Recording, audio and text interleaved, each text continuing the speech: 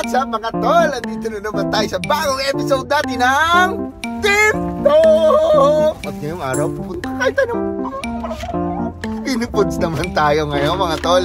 At may experience naman natin ng proper Filipino food. At tamang-tama ngayon kasi maulan. It's so rainy today. Tita Carol just got off work. Let's proceed. Umuulan man tol, hindi tayo papatinag dyan. Kita nyo, basang-basa yung kalsada tulo. Ay, tingnan nyo kung poging-pogi. Yan yung pinapasya na natin tol, Silvania. Yan. Nandito na tayo sa may tulay ng Taren Point. At malapit na tayo eh. Halos 15 minutes lang naman ang biyahe natin. Pero nakakapigil yung ulan eh. Oh.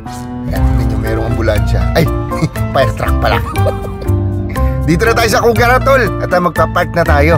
Hanap lang tayo. Yan! Sobrang bilis ng parking dito kasi walang masyadong tao. Pasok na tayo!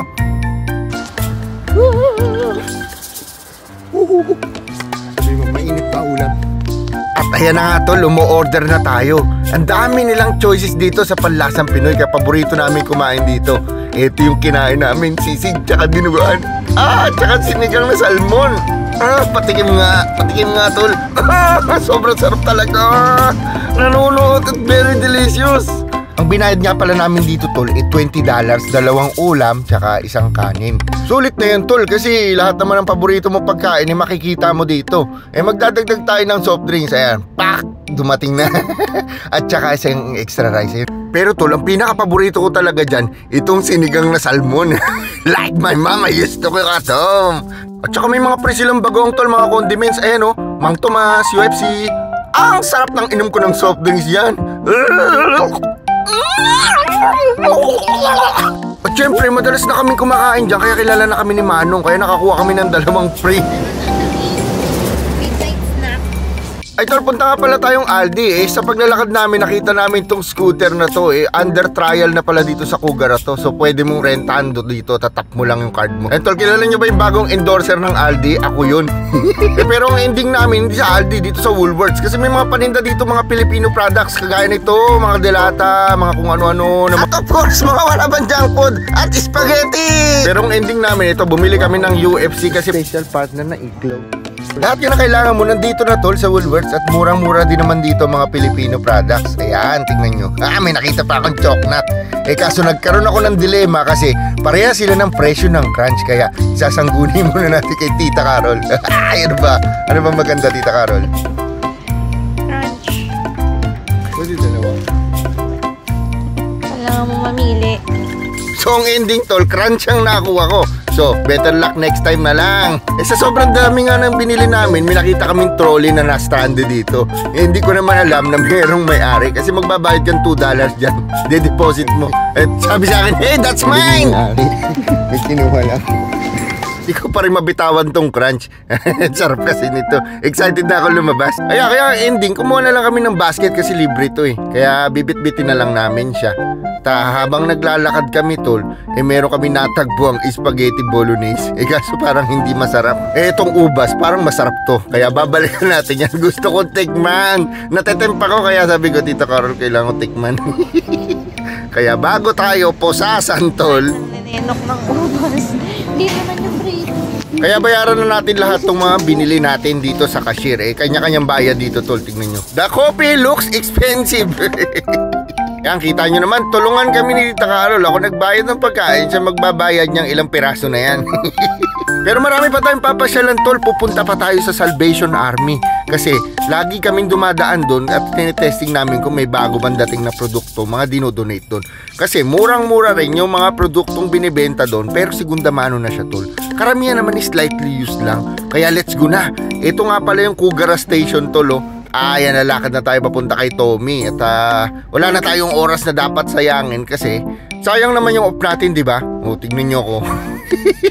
Lagi kong ginagawa yan. Inaamoy ko lahat yung sabon. Pero hindi naman ako bumibili. Nauubos na nga yung amoy niya. Lupit nga dito sa Salvation Army. Lahat ng mga kailangan mo nandito na tol.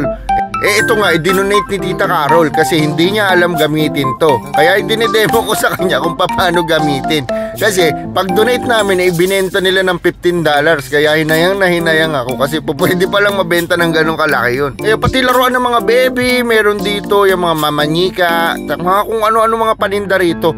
Pero, disclaimer tol, puro second hand to, na slightly used. Pero magtataka ka rito, puro branded. Kagaya niyan, Louis Vuitton na bago. Ang dami-dami dito, 15 lang yan tol. Ito pa, yung sling bag, 12 lang yan tol. Napakamura. Puro Louis Vuitton tsaka mga branded na paninda. Ito, guess tol oh, alligator skin, $15 din yan. Tapos itong sombrero na may tag pa, Marvel, karamihan dito mga nireregalo sa kanila na ayaw nila. Dinodonate nila rito para maipaninda at maibalik sa community yung pinagbentahan. Ang daming jacket, saktong-sakto, winter. Karamihan dyan yung mga branded na mga paninda. Ito nagustuhan ko, kamukha kasi ni Sir, ayaw naman bili ni Tita Carol. Speaking of kamukha, kamukha din ni Tita Carol. Sabi ko, ano ba yung skin tone na bagay sa'yo? Kaya yung mas lighter daw siya. Gusto niya yung mas light.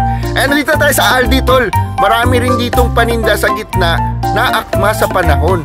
Ayan, may mga winter jacket, may mga kung ano-ano mga paninda na inilalagay nila sa gitna na special offer. Ayan yung akma sa panahon ba? Sa paglalakad nga namin tol, nakakita na naman kami ng chocolate. 2.50 lang ang presyo. Kaya nakiusap ako't nagmakaawa kay Tita Carol kung pwede ba isa.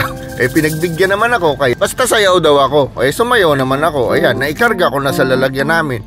Ayan nga pala yung binili namin kasi naubos na yung budget namin pang hapunan. Kasi kinain na namin sa Panlasang Pinoy. Kaya kumain na lang tayo ng instant noodles ngayong gabi. Kaya namimili tayo ng noodles kung ano ba yung medyo special para sa panahon na to. Kaya ang napili namin ay special instant ramen. Masarap kasing ilagay yan sa itlog tol. Tapos yung itlog mo medyo soft boil. Yung parang talagang legitimate na Japanese ramen. Ayan. Ay, sarap. Excited na ako sa hapunan. Tapos nakapamasyal nga pala kami dito sa aisle ng mga tinapay at sweets na nakasale din. Ayan, birthday cake 16. Ito naman birthday cake din na $18. Lahat ng mga nakasale nila na halos hindi naman pasira pero halos magkakaamag na. Hindi, joke lang. Ayan yung mga tinapay na na medyo hindi nabenta at parang French baker ba na pagka hindi nabenta at medyo pakiramdam nila maluluma na. Ayan, itinitinda nila na kalahati na lamang ang slice ng presyo. O sige na, babay na. Next time uli.